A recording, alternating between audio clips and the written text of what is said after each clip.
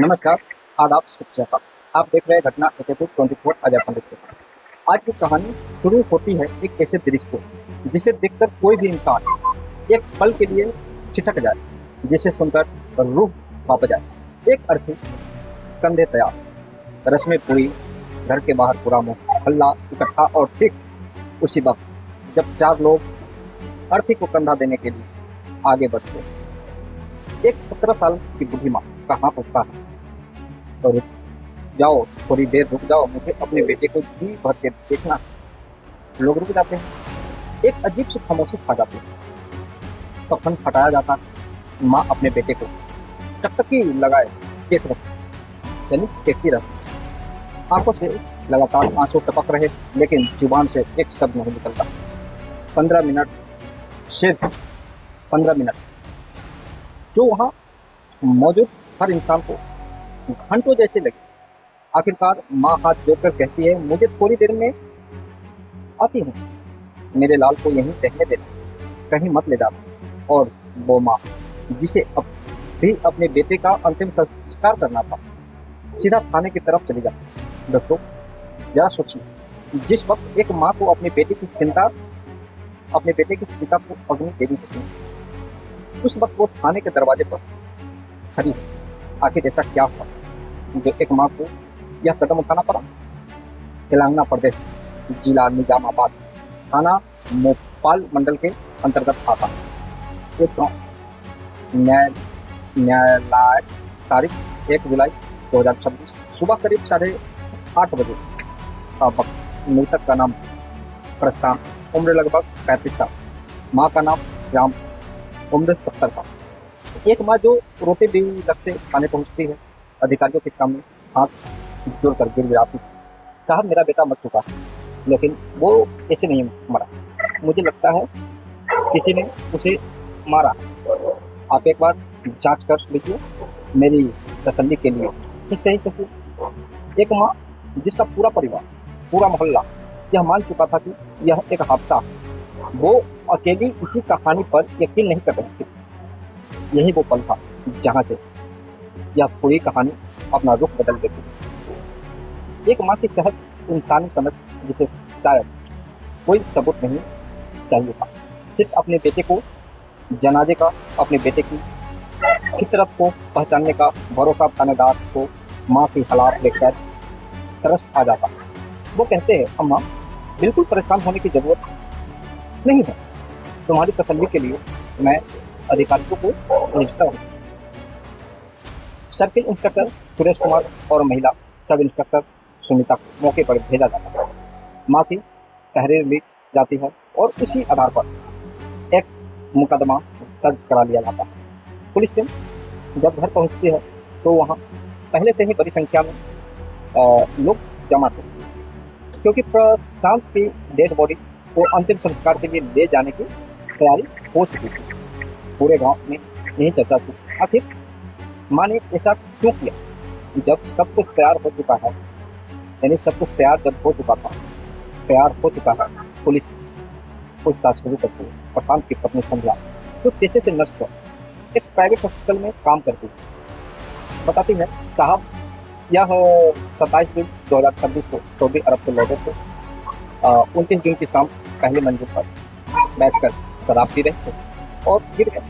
गंभीर चोट लगी, हम इन्हें पहले सरकारी हॉस्पिटल ले गए, फिर प्राइवेट अस्पताल में अभी भर्ती कराया, लेकिन तबियत में सुधार नहीं और 30 जून 2026 को उनकी मौत हो गई। यही कहानी पूरा गांव दोहरा रहा, एक जैसी बिना किसी हिचकिचाहट के जैसे रख कर याद की गई। और यही वो बारीकी सी बात थी जो जांच अधिकारियों को भटक रही थी। जब एक पूरा गांव एक ही स्क्रिप्ट पर एक ही शब्दों में बयान दोहराता है, तो एक अनुभवी पुलिस अधिकारी के लिए यह किसी अलार्म से कम नहीं होता। लेकिन उस वक्त पुलिस के पास सिर्फ शक था, कोई ठोस सबूत नहीं, और यही जो अकेली आवाज काम आती। श्यामा, वो माँ जिसने अपने बेटे का अंतिम संस्कार रुकवाया था।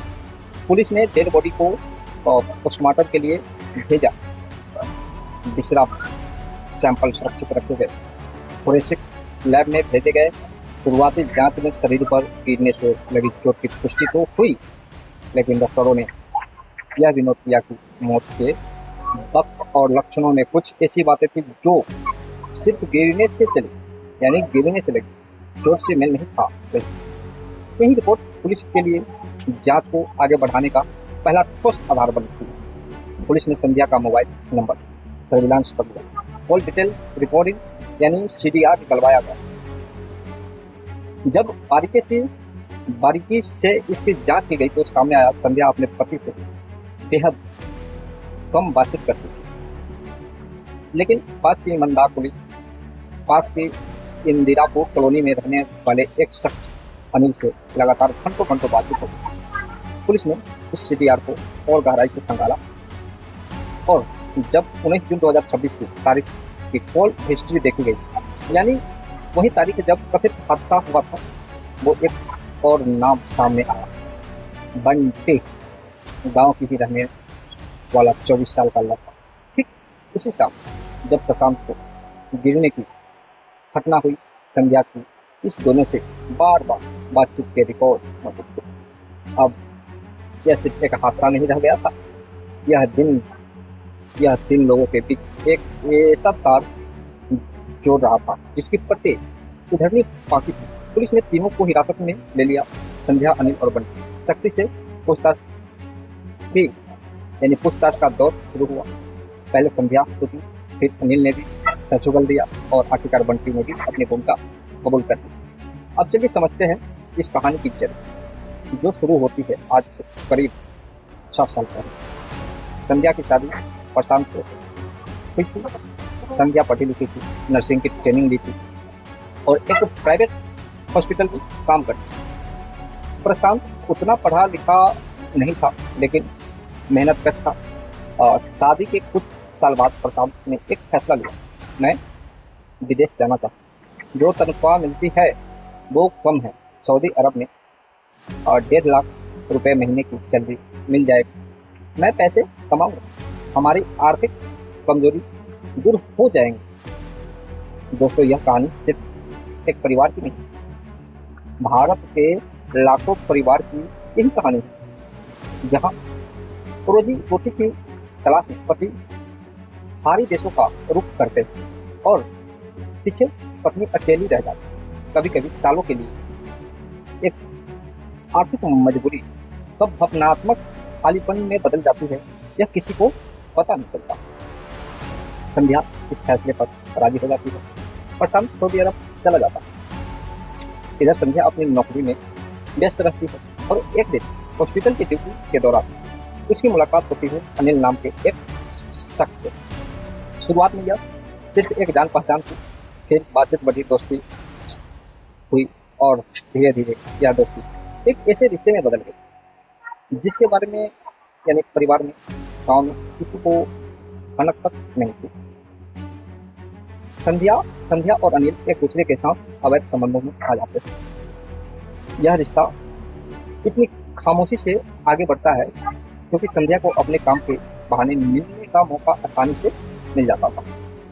जब भी प्रशांत विदेश से फोन करता, संध्या का एक ही जवाब होता, बिजी हूँ, मरीज के पास हूँ, अभी काम में व्यस्त हूँ, बाद में बात करूँगी। कभी 1 मिनट की बात, कभी 2 मिनट, लेकिन कभी दिल से बात नहीं होती थी। और इसी तरह करते करते 2 साल गुजर गए। पति पत्नी के बीच जो दूरी पड़नी शुरू हुई थी वो लगातार बढ़ती गई और प्रेमी प्रेमिका के बीच जो नजदीकियां शुरू हुई थी वो लगातार गहराती गई। जब अपने दोस्तों के साथ सऊदी अरब में बैठा हुआ था, उसने एक दिन अपनी पत्नी से बात करने की कोशिश की। फोन कट कर दिया गया, शायद इसलिए क्योंकि उस वक्त संध्या अनिल के साथ थी। यह देखकर प्रशांत का दोस्त कहता है, यार 2 साल हो गया तुम्हें अपनी पत्नी से दूर रहते हुए, तुम्हारी भी कोई जिम्मेदारी बनती है, जाओ उसे सरप्राइज दो, मुलाकात करो। प्रशांत को यह बात जच जाती। वो बिना बताए भारत लौट आता है, सीधा अपनी पत्नी के पास पहुंचता है। शुरुआत में सब समान लगता है, बातचीत होती है और फिर संध्या पूछती है, तुम वापस कब जाओगे? और यही वो जवाब आता है जिसने पूरी कहानी की दिशा बदल दी। मेरा अब वापस जाने का मन नहीं है। 2 साल तुमसे दूर रहा, बहुत हो गया। अब मेरा मन है बाकी की जिंदगी तुम्हारे साथ यहीं बिताओ, चाहे कम कमाओ कोई बात नहीं, लेकिन अब यहीं रहूंगा। यह सुनते ही संध्या के पैरों तले जमीन खिसक जाती है। जिस रिश्ते को उसने इतनी खामोशी से, इतनी सफाई से पर्दे में रखा, वो अब खतरे में था।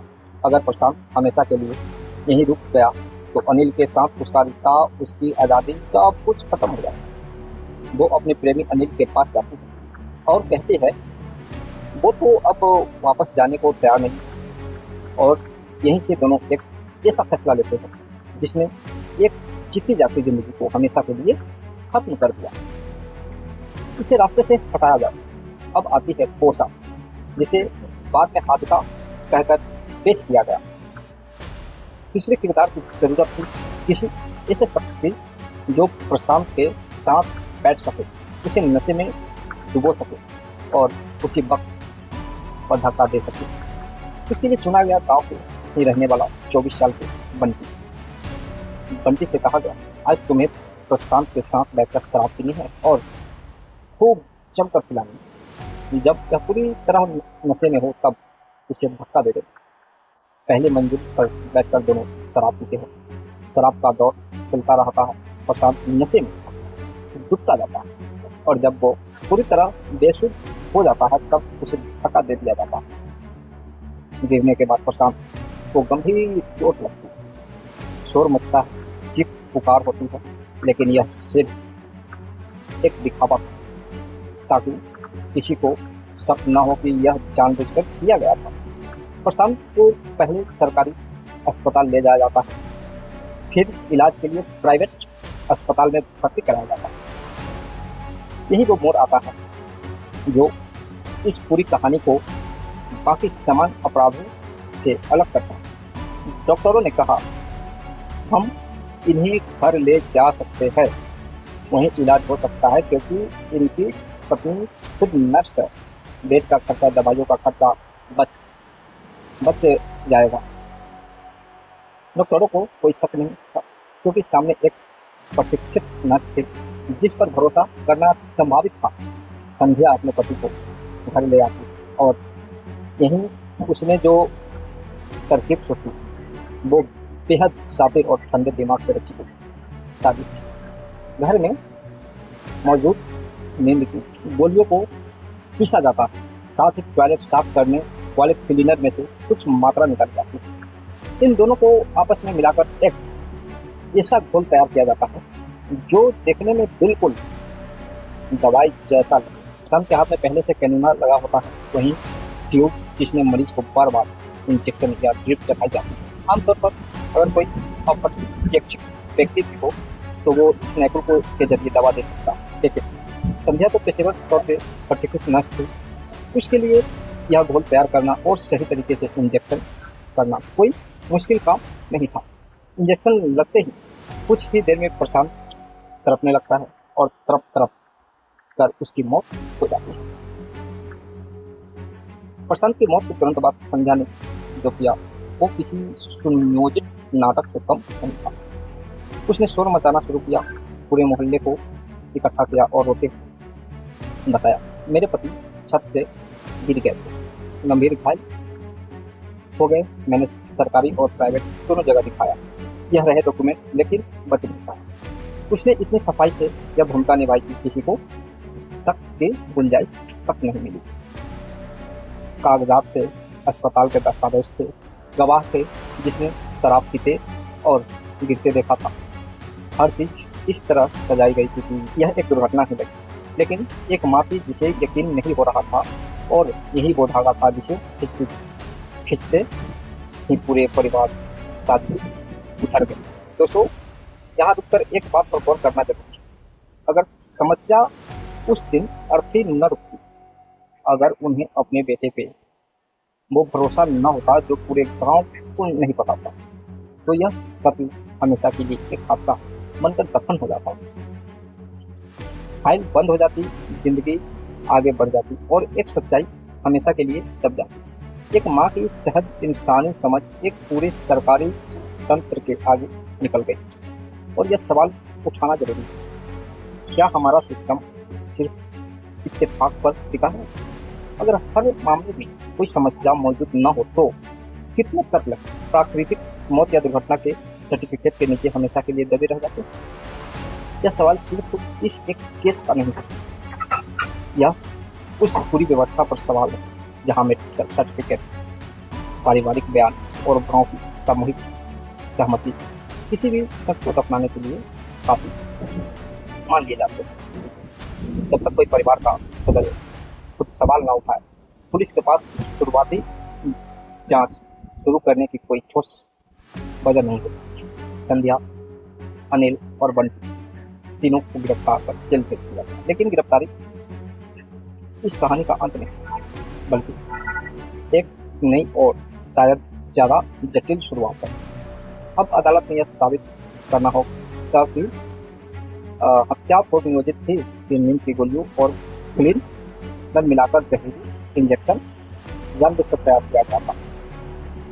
हादसे की कहानी सोच समझकर गढ़ी गई थी और कि तीनों आरोपियों ने मिलकर इस साजिश को अंजाम दिया था।